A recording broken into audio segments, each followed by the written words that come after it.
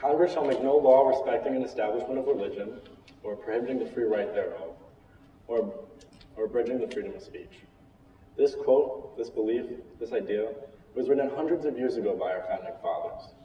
No, they did not come up with this concept, but they were one of the first to ever apply it to legal and governmental use.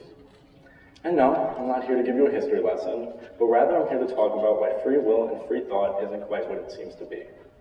And why even after hundreds of years of this core belief of freedom of thought and of religion being the basis for the land of the free, it sadly seems to be at risk of disappearing. Hello, my name is Samuel Levitan, and I'd like to do a quick experiment with you. Raise your hand if growing up you were told to say please and thank you, to be polite. Raise your hand if you were told to say bless you after someone sneezed. Most, if not all of your hands should be up, and if they're not, maybe we should have a talk afterwards. I'm just kidding about the talk, but if you think about it, we're all told some version of the same thing. Be nice, be kind, be polite, and be respectful to your peers and elders.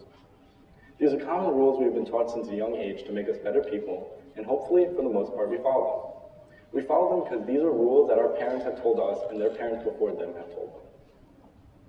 There's a word for this process. This process is called indoctrination. This is the process of teaching someone your own beliefs over and over again so that it is ingrained in them as their personality and cognition. Some forms and degrees of indoctrination are beneficial and necessary even to ensure order and stability in a functioning society, such as saying please and thank you. But on the other side of the spectrum, some forms and degrees of indoctrination have had catastrophic consequences, such as the Hitler Youth Program in Nazi Germany. I'll talk about that more later, but first, let's get into the science of indoctrination. You see, harmless instances like being conditioned about manners is a prime example of the human mind being molded. For example, when you quickly say thanks when someone holds a door open for you, and without you really even noticing you said it. This is because the human mind is incredibly malleable, not just because it's made of squishy gray matter, but because the human brain grows through a process neurologists call neuroplasticity. This scary word simply means that the human mind is capable of being changed and trained to form new beliefs and habits rather quickly. Scientifically, neuroplasticity is a change in neural connections and synapses that occurs due to factors such as behavior and environment. During such changes, the brain engages in what is called synaptic pruning. This is deleting the neural connections that are no longer useful or necessary and strengthening the ones that are.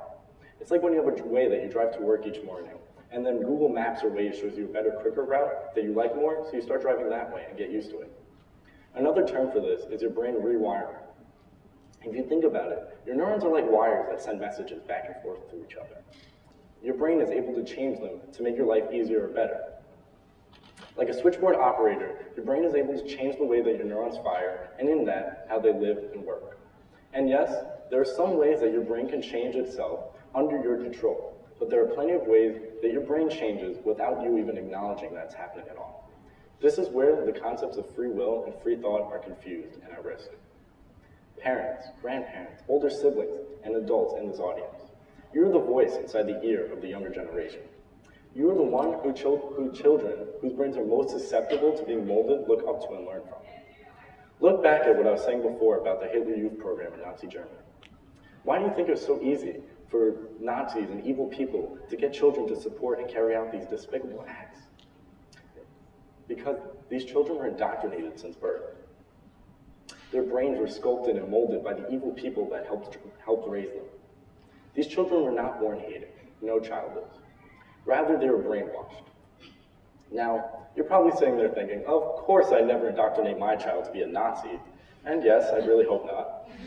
But if you think about it, all of you have been indoctrinating children's minds for a very long time. Many parents pass down their religious beliefs to their children, and for the most part, they sway their child's political beliefs. What's similar about these two phrases, you may ask? The word belief. Your political and religious beliefs are something that should be chosen by yourself and only yourself. They should be chosen through research, passion, and understanding, and not because you were indoctrinated to believe them. Passing down the same beliefs through each generation will create a stagnant, boring world where no new beliefs would be changed or occur. But no, kids, I'm not telling you to rebel against your parents, and no, parents, I'm not telling you to throw your child into the world unsupervised and alone.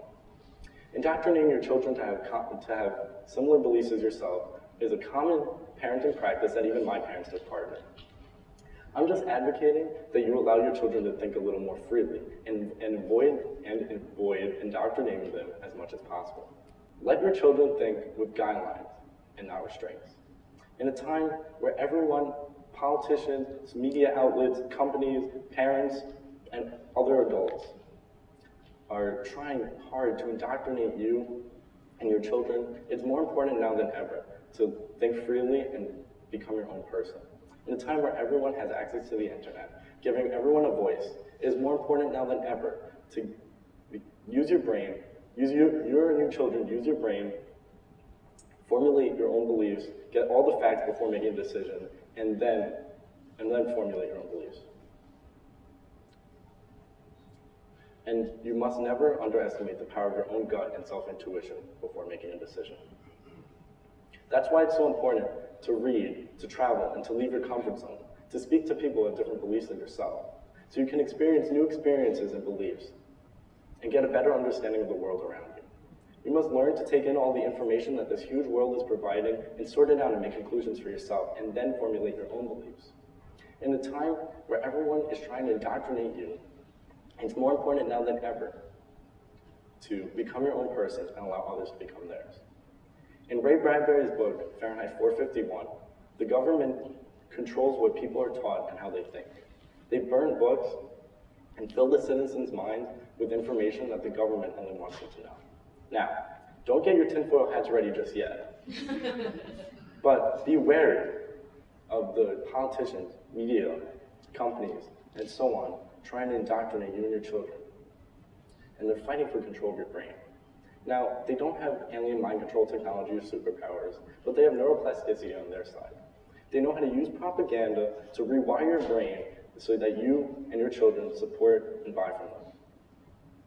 As I said before, parents, adults, and older siblings, and anybody in this audience, you must teach the younger generation with guidelines and not restraints. You must teach them how to make the right choices and not indoctrinate them to make the choices that you want to be seen. That's not to say that your choices are wrong, but that they were already made. You must teach the younger generation to think freely and to become original thinkers, not just to follow in their parents' beliefs. You must teach them to be original thinkers and to think freely while still being respectful. So instead of handing your child a book, bring them to a library and let them explore. And instead of planning your next vacation to a beach or a cruise, plan it to a new country, city, or cultural landmark.